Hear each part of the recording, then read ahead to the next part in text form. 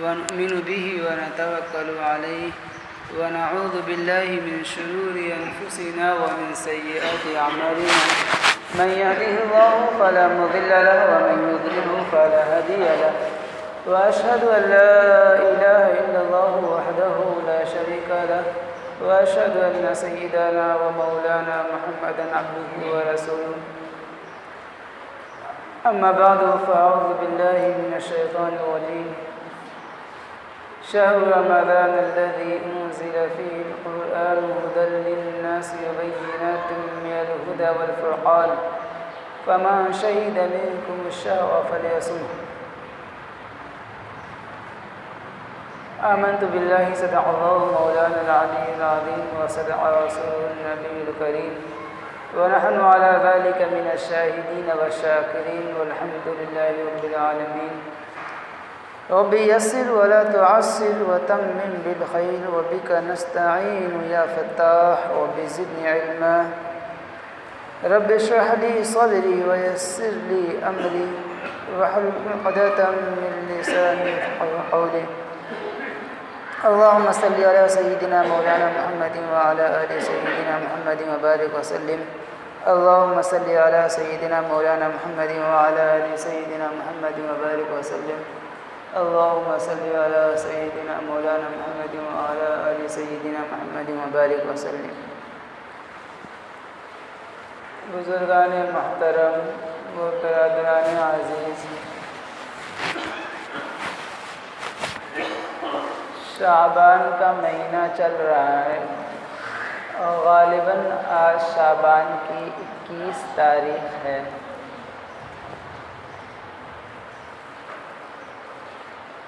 کچھ ہی دنوں کے بعد رمضان المبارک کا عظیم مہینہ شروع ہو جائے گا۔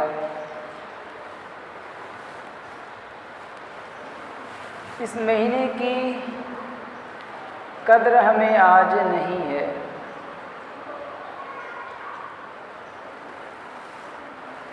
کچھ سال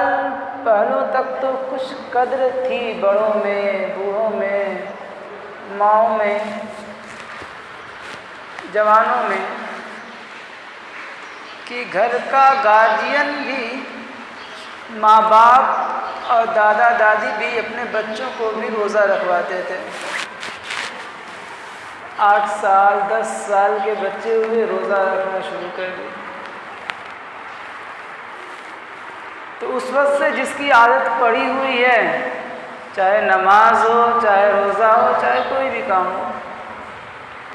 وہ اب بھی روزہ رکھتے ہیں اور ان کی قدر ہے۔ لیکن بچپن میں بھی نہیں رکھوایا، ترغیب بھی نہیں دی، ماں باپ بھی خود نہیں اس کی قدر کر رہے ہیں، تو آج یہ حالت ہے کہ آج دیکھو اکا دکا، پہلے تو اکا دکا دکھائی دیتے تھے جو روزے نہیں رہتے تھے، جن کو رمضان کی کوئی قدر نہیں ہے، روزے کی اہمیت نہیں ہے۔ آج دیکھیے اکا دکا دکھائی دیں گے جو روزہ دار ہیں، ورنہ اکثریت جو ہے روزہ نہیں رکھتی۔ یہ زمانہ آ گیا اور یہ ہمارے ایمان و اعمال کی اور ہمارے اسلام کی یہ حالت ہے۔ پھر بھی ہم کہتے ہیں ہم پریشان ہیں، ہم مار کھا رہے ہیں، لوگ ستا رہے ہیں۔ وجہ یہ ہے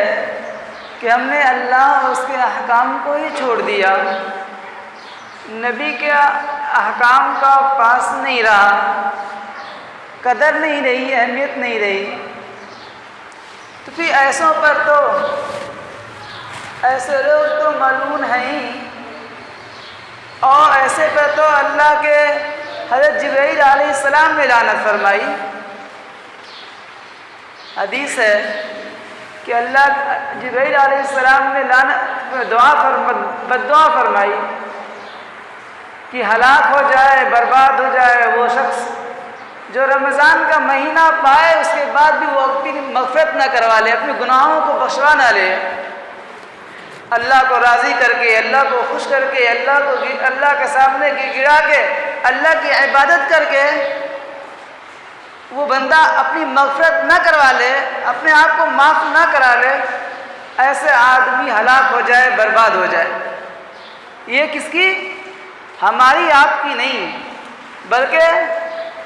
فرشتوں میں جو سب سے افضل، سب سے بڑے فرشتے سردار حضرت جبرائیل علیہ السلام کی بد دعا ہے، اور اس پر آمین حضور پاک صلی اللہ علیہ وسلم نے کہا، جو سید البشر ہیں، جو سارے نبیوں کے بھی سردار، سارے انسانوں سے اور فرشتوں سے بھی افضل، تو بد دعا کرنے والا حضرت جبرائیل علیہ السلام، اور اس بد دعا پہ آمین کہنے والے کہ اللہ قبول فرما لے حضور پاک صلی اللہ علیہ وسلم ہے، تو بتائیے یہ بد دعا قبول نہیں ہوئی ہوگی؟ اس میں شک ہے کہ یہ بد دعا نہیں قبول ہوئی ہوگی؟ تو ان بد دعاؤں کا نتیجہ ہے کہ آج مسلمان پریشان ہے، ہر جگہ سے دبایا جا رہا ہے، بے عزت کیا جا رہا ہے، کوئی عزت نہیں رہی، ہر میدان میں پیچھے وہ اللہ کے احکام کو چھوڑ کر دنیا کمانے میں لگا، نہ اللہ کے احکام پر عمل کر پایا، نہ اللہ کو راضی کر پایا، نہ دنیا حاصل کر پایا ہے، ہر میدان میں پیچھے۔ یاد رکھیے، اللہ تبارک و تعالیٰ کی سنت مسلمانوں کے ساتھ کچھ اور ہے اور غیر مسلموں کے ساتھ کچھ اور ہے۔ مسلمانوں کے ساتھ تو اللہ کا طریقہ یہی ہے کہ مسلمان کامیاب دنیا میں اور آخرت میں تبھی ہوں گے جب وہ اللہ کے احکام کا اور اللہ کے رسول صلی اللہ علیہ وسلم کے ارشادات کی قدر کریں گے، اس پر عمل پیرا ہوں گے، اس کی قدر کریں گے، تو اللہ تبارک و تعالیٰ آخرت میں سرخرو کریں گے اور دنیا میں بھی انہیں ترقی دیں گے۔ یہ اللہ کا دستور مسلمانوں کے ساتھ ہے، ایمان والوں کے ساتھ ہے۔ کافروں کے ساتھ یہ دستور نہیں ہے، کیونکہ ان کے لیے جنت ہے ہی نہیں، کیونکہ ان کو جو بھی دینا ہے، وہ جو بھی کام کر رہے ہیں، اچھا کر رہے ہیں، رفائی کاموں کے طرح سے یا برا کر رہے ہیں، ان کو جو کچھ ملنا ہے دنیا میں مل جائے گا۔ آتا ہے کہ اگر ایمان والوں کے ایمان سے بھٹک جانے کا اور ایمان کو چھوڑ کر مرتد ہو جانے کا خوف نہیں ہوتا تو اللہ تعالیٰ غیر مسلموں کو اور کافروں کو اتنا دیتا کہ ان کے مکان اور چھت سونے چاندی کے اینٹوں کے ہوتے۔ لیکن مسلمان کے ساتھ یہ اصول نہیں ہے۔ مسلمان تو اس وقت کامیاب ہوگا دنیا میں بھی اور آخرت میں بھی جب وہ اللہ کے حکام کو بجا لائے، اللہ کے احکام کو مضبوطی سے پکڑے گا تو ہی کامیاب ہوگا، ورنہ کامیاب نہیں ہو سکتا۔ ہاں معاذ اللہ آج اگر ہم بھی مرتد ہو جائیں، اسلام سے پھر جائیں، ہم بھی ترقی پا جائیں گے، اس لیے کہ ہم بھی انہی میں شامل ہو جائیں گے، لیکن ایمان والے، لیکن یہ ترقی دنیا کی تو ہو سکتی ہے، آخرت کی نہیں ہو سکتی۔ تو اس رمضان کی قدر و قیمت، اس کی اہمیت ہمیں نہیں معلوم۔ ہمارے گھر والے، ہمارے جوان بچے 15 سال 17 سال کے بچے ہیں، ہر کام ان سے کروا لیتے ہیں، لیکن نماز پڑھنے کے لیے کبھی نہیں کہہ سکتے، روزہ رکھنے کے لیے، روزہ کی قدردانی کرنے کے لیے نہیں کہہ سکتے ہیں۔ ہمارا یہ حال ہے۔ فرمایا کہ اگر انسان خواب میں بھی یہ دیکھے کہ ہمارا بچہ غیر مسلموں کی شعار اور غیر مسلموں کی بولی بول رہا ہے، کہ وہ شیرینی کو پرساد کہہ رہا ہے، اور اسے قرآن حدیث اچھا نہیں لگتا، بھجن سننا اچھا لگتا ہو، اور نمستے اور نمسکار کہنا اسے اچھا لگتا ہے، وہ اچھا کر رہا۔ ایک انسان، ایک ایمان والا اگر خواب میں بھی دیکھے تو وہ بے چین ہو جائے، وہ تڑپ جائے اور خواب میں سے جگ کے وہ چلائے کہ یہ کیا ہو گیا، کہ لوگ ڈر جائیں۔ یہ بے چینی، یہ فکر ہونی چاہیے کہ اگر ہم نے آج خواب میں دیکھ لیا تو پھر اس کی کوئی گارنٹی نہیں ہے کہ میرا بچہ جو ہے کل آنے والے دن میں وہ مسلمان باقی رہ جائے، کہیں مرتد نہ ہو جائے۔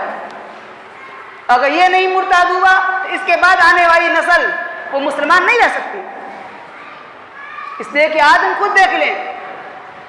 جن کے گھر والے، جن کی اولادیں، جن کے ماں باپ پر دادا، ان کو قدر نہیں تھی اسلام کے احکامات کی، آج دیکھ لیجیے ان کی اولادوں کو، کیا حال ہے؟ تو اس رمضان کی قدر وہ جانے گا جس کے اوپر اللہ تبارک و تعالیٰ کی طرف سے خاص فضل و انعام ہو اور اس کے انوار و برکات کا مشاہدہ کرتے ہیں، وہ پہچانتے ہیں اس رمضان کی اہمیت کو، اسی قدر کو، اور اللہ تبارک و تعالیٰ کی طرف سے نازل ہونے والی رحمت و برکتوں کو وہ قدر کرتے ہیں۔ تبھی تو اللہ کے نبی صلی اللہ علیہ وسلم سید البشر ہو کے اور سارے نبیوں کے سردار ہو کے، خاتم النبیین ہو کے، جن کے بارے میں اللہ تبارک و تعالیٰ نے پہلے ہی خوشخبری جنت کا ٹھکانہ دنیا میں دکھا دیا کہ آپ کا ٹھکانہ ہے، جہنم سے خلاصی دے دی، وہ حضور پاک صلی اللہ علیہ وسلم جن کی غلطیوں کو، کوتاہیوں کو بخش دیا گیا، معاف کر دیا گیا، وہ اللہ کے نبی ہیں۔ وہ دعا کریں 2 مہینے پہلے، اللہم بارک لنا فی رجب و شعبان و بلغنا رمضان، کہ اللہ ہمیں ہماری زندگی میں اتنی برکت دے دیجئے، رجب میں اور شعبان میں، اور ہمیں رمضان تک پہنچائیے۔ کیا وجہ تھی کہ اللہ کے نبی صلی اللہ علیہ وسلم رمضان سے 2 مہینے پہلے سے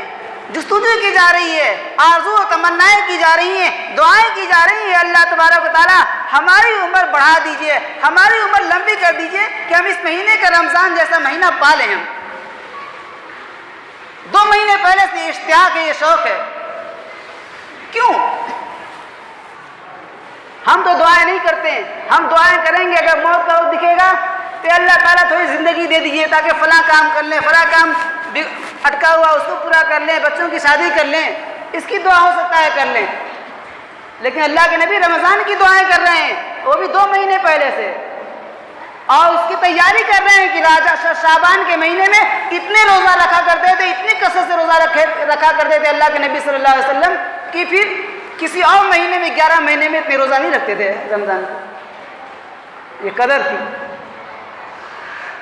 آج ہمیں احساس نہیں ہے، آج ہمیں فکر نہیں ہے اس کی، ہم نہیں جانتے کہ رمضان کیا ہے، اس میں کیسے کیسے انوار و برکات آتے ہیں۔ لہذا ہم تو جبرائیل علیہ السلام کی بددعاؤں کے مستحق بننے کی تیار ہیں۔ جہاں شریعت میں یہ کہا گیا تھا کہ روزے دار کے سامنے اگر انسان بیماری کی وجہ سے روزہ نہ رکھ پایا ہو یا کسی اور وجہ سے، جیسے عورتوں کو چھوٹ رہتی ہے کچھ دن ناپاکی کی حالت میں، فرمایا کہ اگر ایسا ہو تو ان کو بھی یہ حکم ہے کہ وہ بھی جو ہے روزے دار کے سامنے کچھ نہ کھائیں، اور یہاں تک کہ حکم ہے کہ روزہ نہ رکھے ہوں تو بھی جو ہے وہ بھوکے رہیں لیکن کھائیں نہ، اور روزہ دار کے سامنے نہ کھائیں۔ لیکن آج ہم ہٹے کٹتے ہیں، جوان ہیں، طاقت کے دعوے بھی کرتے ہیں، اس کے باوجود جو ہے روزے دار کے سامنے اور چوراہوں پر، راستوں پہ پان کھا رہے ہیں، گٹکے کھا رہے ہیں اور کھا رہے ہیں۔ بتائیے ہماری ہلاکت اور بربادی میں کچھ تردد ہو جاتا ہے؟ لہذا اللہ کے نبی فرما رہے ہیں اے اللہ تعالیٰ ہماری عمر میں برکت عطا فرما دیجئے۔ اس سے یہ پتہ چلا اس حدیث سے ایک بات کہ انسان کو یہ تمنا کرنی چاہیے، یہ دعا کر سکتا ہے کہ اللہ تعالیٰ ہماری عمر بڑھا دیجئے، اتنی بڑھا دیجئے کہ جس میں ہم جو ہے نیک کام کر سکیں، اپنے آپ کو راضی کر سکیں، آپ کی رضا کے مطابق، خوشی کے مطابق زندگی گزار سکیں، نیک کام کر سکیں تاکہ ہم آپ کے پاس جائیں تو آپ ہم سے خوش ہوں۔ اس امید کے ساتھ، اس نیت کے ساتھ زندگی کی اور عمر کی لمبے ہونے کی دعا کرنا جائز ہے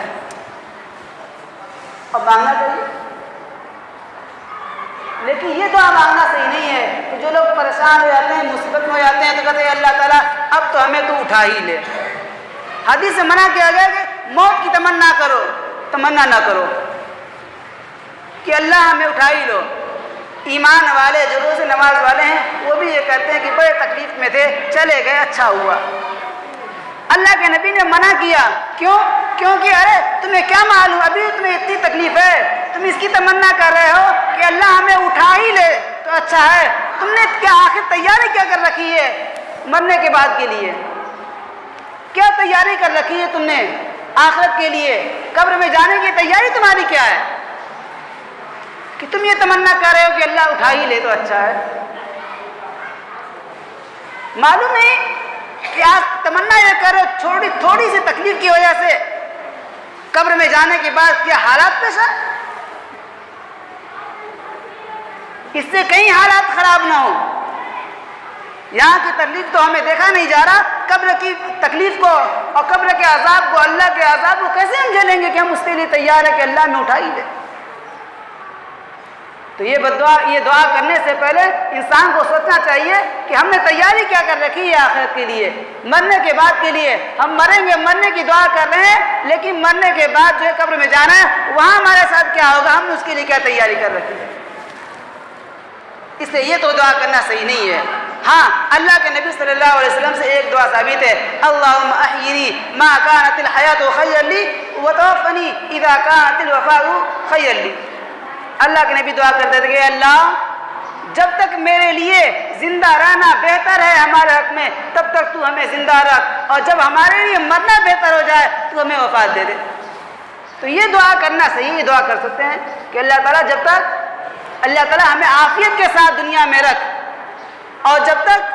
ہمارے لیے زندہ رہنا بہتر ہے، ہمارے حق میں بہتر ہے، تب تک تو اللہ ہمیں زندہ رکھ، اور جب ہمارے لیے مرنا اور وفات اور موت ہمارے لیے بہتر ہو جائے تو ہمیں اٹھا لے۔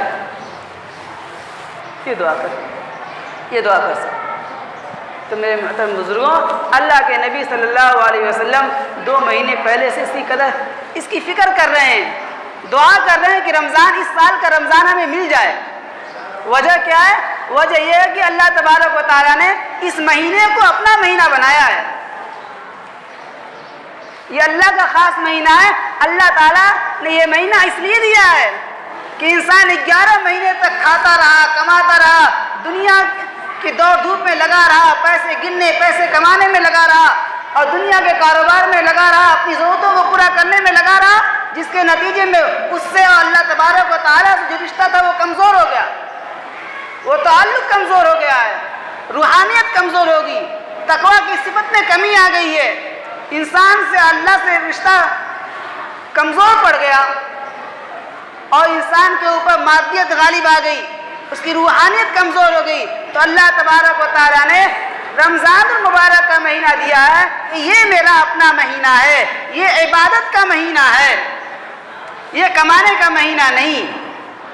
اس لیے دیا 11 مہینے تک تم دنیا کے دور دھوپ میں لگے رہے، کوئی کاروبار میں لگا رہا، کوئی تجارت میں لگا رہا، کوئی زراعت میں لگا رہا، کوئی پیٹ بھرنے میں لگا رہا، کوئی مزدوری میں لگا رہا۔ اب 11 مہینے کے بعد جس کے نتیجے میں جو ہے تمہارا اللہ تبارک و تعالیٰ کا جو تعلق ہونا چاہیے تھا اور جو رشتے کی مضبوطی ہونی چاہیے تھی وہ کمزور ہو گیا ہے، لہذا اب ہم تمہیں رمضان مبارک اپنا مہینہ دے رہے ہیں تاکہ تم اس کی قدر کر کے، اس میں اللہ کی عبادت کر کے تم اپنے تعلق کو استوار کر لو، اپنے تعلق کو مضبوط بنا لو، اپنا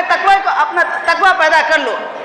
یا ایھا الذین آمنوا کتب علیکم الصیام کما کتب علی الذین من قبلکم لعلکم تتقون، اے ایمان والو تم پر روزے کو فرض کیا گیا اسی طریقے سے جس طریقے سے پچھلی امتوں میں بھی روزے کو فرض کیا گیا تھا۔ کیوں؟ لعلکم تتقون، تاکہ تمہارے اندر تقویٰ پیدا ہو جائے، تاکہ تم تقویٰ اختیار کر لو۔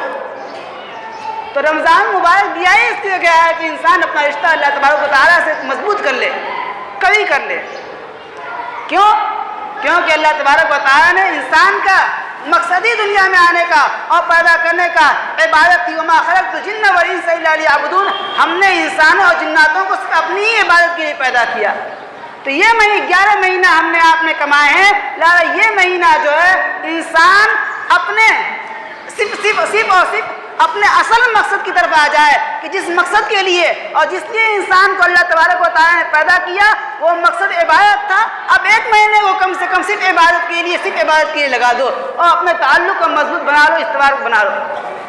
لہٰذا اس میں بات صرف اس تک ختم نہیں ہوتی کہ ہم صرف روزہ رکھ لیں اور جو تراویح پڑھ لیں، بلکہ نہیں، اس میں کثرت سے روزہ بھی رکھنا ہے اور تراویح بھی پڑھنی ہے اور 30 دن پڑھنی ہے، اور جتنا زیادہ سے زیادہ تلاوت کرنی ہے، نفل پڑھنی ہے۔ عام دنوں میں انسان تہجد نہیں پڑھ سکتا، کم سے کم اس مہینے میں سحری کے لیے اٹھتا ہی ہے تو تھوڑا پہلے اٹھ جائے، تہجد پڑھ لے۔ عام دنوں میں وہ اشراق کی نفل اور چاش کی نفل اور اوابین کی نفل نہیں پڑھ سکتا، کم سے کم اس مہینے میں تو اشراق، چاش، اوابین کی قدر کریں،